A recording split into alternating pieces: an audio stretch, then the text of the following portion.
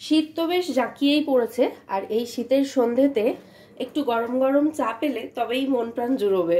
তো চলে এসেছি চা করতে। চা করার জন্য সবার আগে লাগবে দুধ। দুধটা ফ্রিজ থেকে বের করে নিয়ে এসেছি, সকালে ফুটিয়ে রেখে দিয়েছিলাম ফ্রিজে, মানে ঠান্ডা করে রুম টেম্পারেচারে আসার পরে ফ্রিজে রেখেছিলাম। তো এখন শটটা তুলে নেব আর তারপর দুধটা ইউজ করব। এটা হচ্ছে আমুল গোল্ড দুধের সর, 1 লিটার দুধ রয়েছে। তো শটটা তুলে নিচ্ছি আমি, তারপর এটা দিয়ে চা করব। দুধটা গরম করার আগেই শটটা তুলে রাখছি। এই শটটা দিয়ে আমি ঘি তৈরি করি। অনেকেই জিজ্ঞেস করেন আমি কি ঘি ইউজ করি, মানে কোন ঘি ইউজ করি। তো বাড়িতে বানানো ঘি আমি ব্যবহার করি সব সময়। তো এবার দুধটাকে আমি পাশের বার্নারে গরম হতে দেব। আর আজকে ভাবছি একদম নর্মাল প্রসেসে চা না করে ক্যারামেল চা বানাবো। তো তার জন্য একটা সসপ্যান নিয়েছি। সসপ্যানটাকে একদম লো ফ্লেমে বসিয়ে এর মধ্যে দিয়ে দিচ্ছি 1.5 চা চামচ মতো চিনি। চিনিটাকে একটু জ্বালিয়ে নিতে হবে, সামান্য একটু জলও দেওয়া যেতে পারে এর মধ্যে। ও আমি দুধটা ফোটাবো বলে বসালাম, কিন্তু গ্যাসই অন করিনি, দেখলেন? এই ভুলোমন নিয়ে কোথায় যে যাই। সামান্য একটু জল দিয়ে দেব যাতে এটা গলে যায় ভালো মতো চিনিটা, না হলে বেশি পুড়ে যেতে পারে, যেহেতু অল্প চিনি সেই কারণে।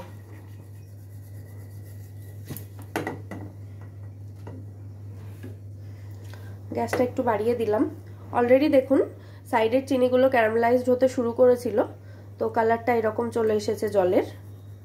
তো বাকি চিনিটাও যাতে একটু ক্যারামেলাইজড হয়ে যায় সেই পর্যন্ত অপেক্ষা করব। আর জাস্ট মিনিট খানেক রাখলেই হয়ে যাবে। আমি ক্যামেরাটা আর একটু এগিয়ে দিই, মানে এরকম রাখি, তাহলে দেখতে সুবিধা হবে। তো চিনিটা দেখুন সম্পূর্ণ ক্যারামেলাইজড হয়ে গেছে, পুরো চিনিটা গলে গেছে এবং সুন্দর একটা কালার চলে এসেছে এর মধ্যে। এর থেকে বেশি আর ক্যারামেলাইজড করব না চিনিটাকে, তাহলে পুড়ে যাবে চিনিটা। আর এই ক্যারামেলাইজড করার জন্য ক্যারামেলের একটা সুন্দর ফ্লেভার থেকে যাবে এই চায়ের মধ্যে, যেটা খেতে আমার তো বেশ ভালো লাগে। তো এবার যেটা করব, এই ক্যারামেলটা যেটা রেডি করেছি তার মধ্যে দিয়ে দেব 1 কাপ পরিমাণে জল।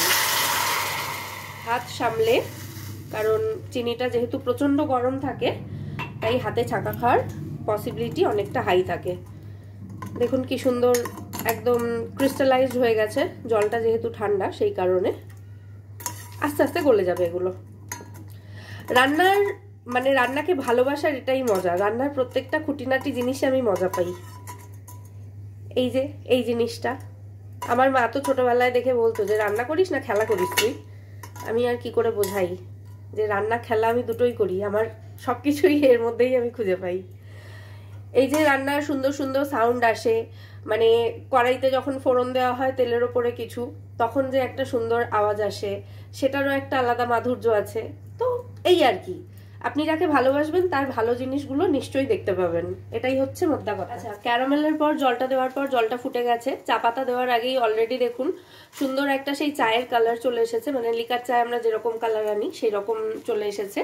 তো এবার এর মধ্যে সিটিসি বা গুটি চা পাতা দিয়ে দেবো আমি ওই একই চামচের 1.5 চামচ মতো,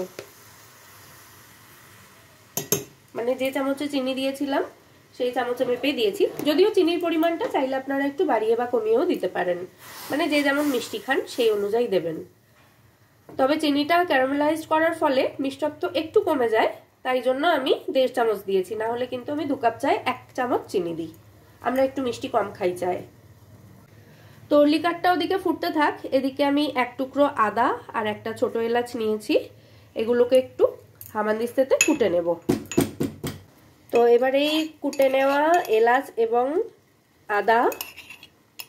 আদাটা কেমন করে বললাম, মানে হিন্দিওয়ালি আদা নয়, নখরা নয়, এটা হচ্ছে আদা, বাঙালির প্রিয় আদা খেয়ে মোদের বাবা আর বলবো না, ব্যাস সেই আদা দিয়েছি এখানে। আদা আর এলাচটা থেতো করে দিয়ে দিয়েছি। এরপর দেবো এর মধ্যে গরম করা দুধটা।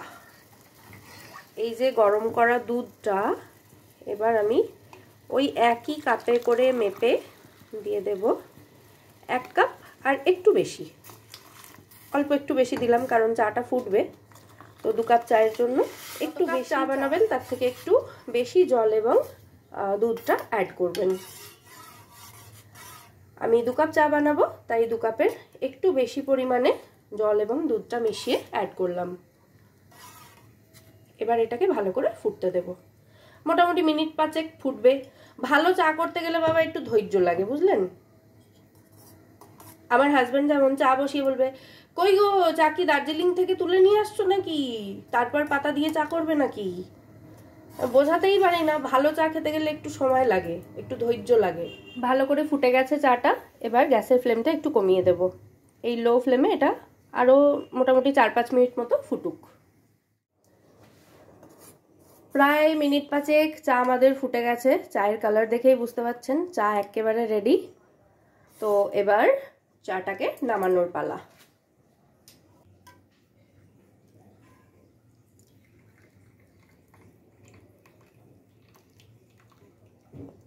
আপনাদের সঙ্গে ভিডিও শেয়ার করছি বলে একখান নতুন কাপ প্লেটের সেট বের করেছিলাম, কিন্তু কাপের যা সাইজ তাতে আমার মতো গামলায় চা খাওয়া লোকজনদের পোষাবে না, তাই জন্য সরিয়ে রাখলাম আর একটা কাপ।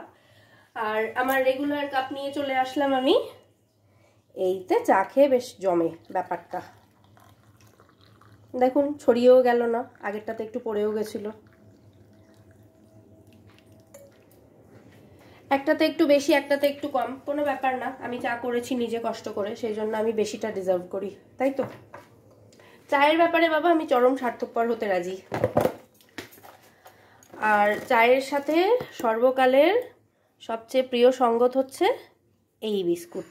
আপনি যে বিস্কুটই খান না কেন, এর ওপরে কেউ যাবে না চায়ের সাথে। একমত তো? লিখে জানান কিন্তু কমেন্টে।